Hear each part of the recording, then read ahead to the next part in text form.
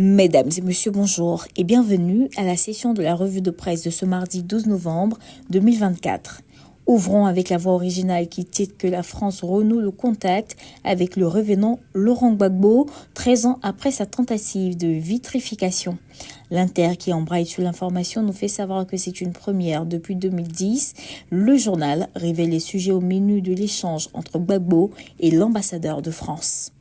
L'Avenir estime que Pascal Afine-Guessant, le président du Front populaire ivoirien, fait trop de bruit autour d'une enveloppe vide. Le Quotidien revient sur les choix d'un homme qui vole au gré du vent. Dans le cadre du processus électoral, Le Matin nous explique comment Ouattara a fait avorter le projet funeste de l'opposition. Pour le journal, désormais, il n'y a plus d'excuses pour refuser d'aller aux élections. Le rassemblement qui embauche la même trompette note que le PDCI, le MGC, le COJEP et bien d'autres sont pris en flagrant délit de manipulation. Le Nouveau Réveil nous apprend que usé de toutes parts avec des guerres de succession, l'après Ouattara inquiète sérieusement tout le RHDP. En attendant le RHDP, son président, son focus sur la gestion du pouvoir et le développement du pays, le patriote barre sa une en écrivant qu'Alassane Ouattara est l'homme de tous les records en ce qui concerne la construction des collèges, des lycées d'excellence, des universités, des routes et des ponts.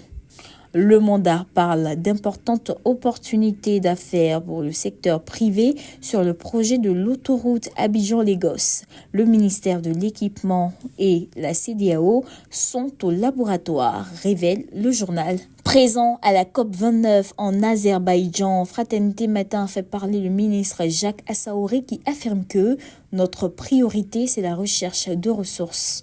Avant de se quitter, intéressons-nous à Soir Info qui nous rapporte un fait divers. À Zoutouo, dans le département de Zouaounia, de retour d'un baptême, une vive altercation éclate dans un couple. La mère et le bébé de 6 mois retrouvés morts dans un puits. Le mari battu à sang par la population en colère. Terminons à l'international avec l'Inter qui nous informe que la sublimissime ville de Johannesburg en Afrique du Sud sera bientôt privée d'électricité si elle ne paye pas ses dettes. Il est bon de rappeler que tous les journaux qui ont servi à cette revue de presse sont disponibles dans le circuit de distribution d'Edipresse. Mesdames et messieurs, voici ainsi égrené l'essentiel de l'actualité. Nous vous donnons rendez-vous demain, même heure, même canal. D'ici là, portez-vous bien.